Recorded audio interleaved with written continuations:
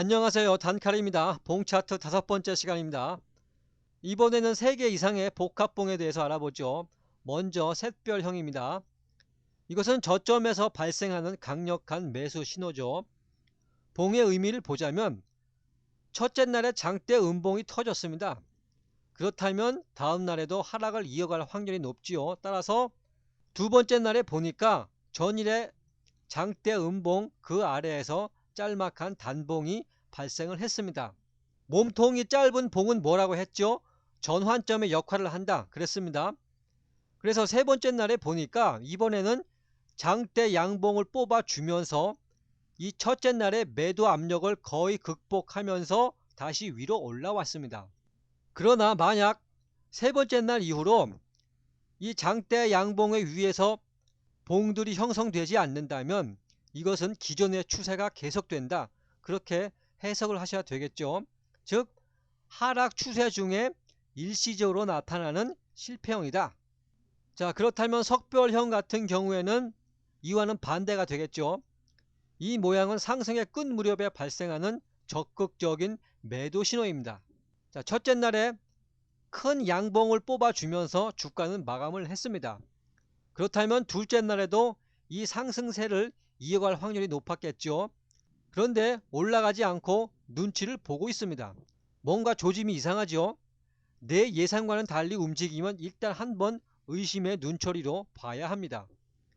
그래놓고 보는데 세 번째 날에 장대 음봉이 나타나면서 하락 반전하게 됩니다. 실전에서 보게 되면 이러한 짧은 봉이 십자형으로 나타나기도 합니다. 또한 이 부분에서 약간의 갭을 동반하기도 하죠. 그렇게 되면 그 신호가 더욱더 강력하다고 할 수 있습니다. 고무줄의 원리를 생각하시면 되지요. 그 다음에는 3명의 군인이 있습니다. 요것을 이제 삼병형이라고 하죠. 병사가 3명이 있다, 그런 뜻입니다. 자, 주식시장에는 독특한 용어들이 많이 있죠. 그 중에서 강세장, 약세장이라는 단어가 있습니다. 요건 금방 아시겠죠. 강세장의 특징은 상승이 크고 조정은 작습니다. 이때가 바로 투자자들이 수익 내기가 쉬운 구간이기 때문에 강세장에서는 조정을 이용해서 매수에 주력하는 때입니다. 반대로 약세장은 하락이 길고 반등이 약합니다. 그렇기에 반등을 이용해서 물량을 축소해야 하는 구간입니다. 바로 매도에 주력해야 하는 때이죠. 또 곰 같은 시장 혹은 황소 같은 시장, 이런 말도 하죠. 그래서 베어리시 혹은 불마켓이라고 표현을 하기도 합니다. 우리가 황소다 하고 생각을 하면 어떤 생각이 들지요? 힘세고 강하다, 그런 생각하지요. 또 곰 그러면 좀 우둔하고 미련하고 그런 생각이 떠오릅니다. 그래서 베어리쉬나 불리쉬는 각각 약세시장, 강세시장을 일컫는 말입니다. 또 크로우는 까마귀고 솔저는 병사죠. 까마귀는 좀 불길한 느낌이 들고 병사는 후퇴를 모르고 돌진하는 특성이 있습니다. 그래서 각각 약세장과 강세장을 뜻하는 말입니다. 그래서 이렇게 장대 양봉이 3개가 연달아서 나타나게 되면 이것을 적산병이라고 합니다. 영어로 하면 Three White Soldier, 그렇게 번역이 됩니다. 보통 저점에서 이러한 적산병이 나타나게 되면은 이것은 강력한 매수 신호입니다. 실전에서 보게 되면 이 적산병이 발생을 하게 되면은 대충 이평선으로는 황금보가 진행이 됩니다. 즉 20MA와 120MA의 골든 크로스가 발생하게 되지요.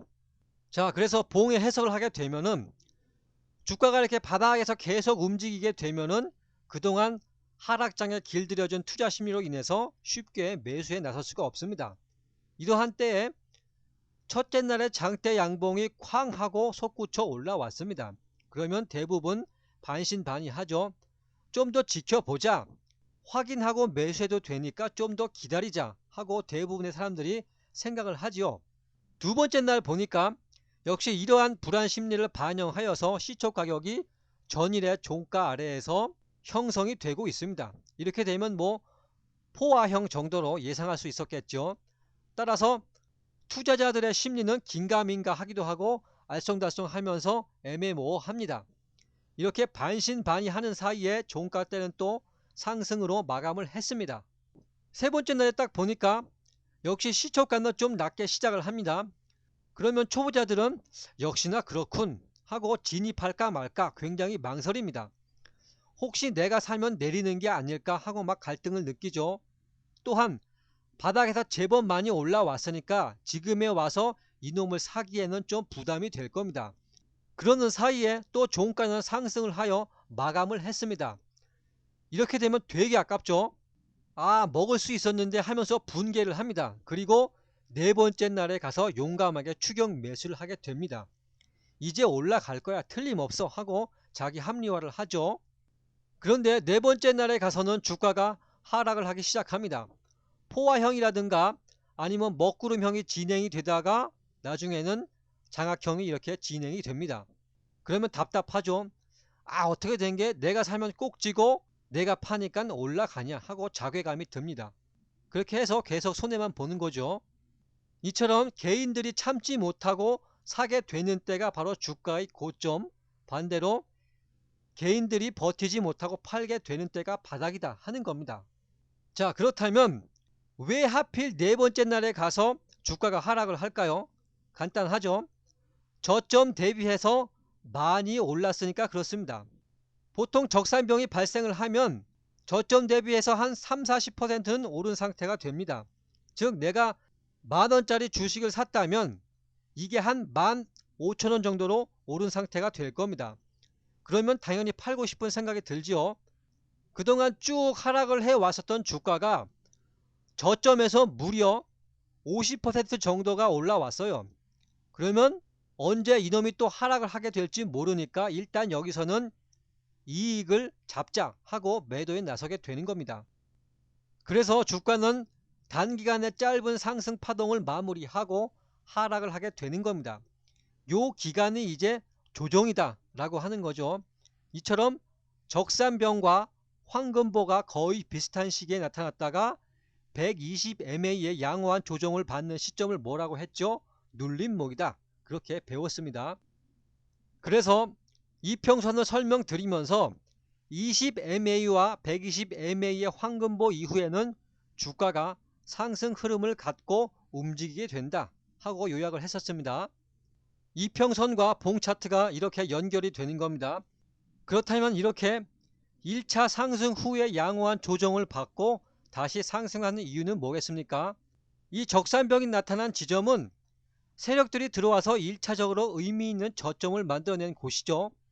세력이 괜히 들어왔겠습니까? 무슨 이유가 있기 때문에 들어왔겠죠. 또한 이 장대 양봉의 몸통은 뭐라고 했죠? 매수의 힘이면서 동시에 지지 구간으로 작용을 한다고 했습니다. 이 장대 양봉이 한 개도 아니고 세 개나 발생을 했습니다. 그만큼 지지 구간이 탄탄하다 하고 판단할 수 있을 겁니다. 자, 또한 이 중첩된 지지 구간을 크게 보자면 이 적산병을 하나의 큰 장대 양봉으로 볼 수가 있겠죠. 즉 이 장대 양봉의 지지 구간을 무너뜨리기 전까지는 추세적인 상승을 할 수 있다. 바꿔 말하면 이 매수 세력이 전멸하기 전까지는 상승의 흐름을 계속 유지할 수 있다.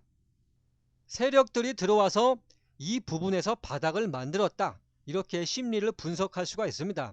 따라서 적산병 이후에는 단기적으로 주가가 조정을 받더라도 중장기적으로 강력한 매수 신호가 되는 겁니다. 황금보와 적산병이 이렇게 연결이 되는 겁니다.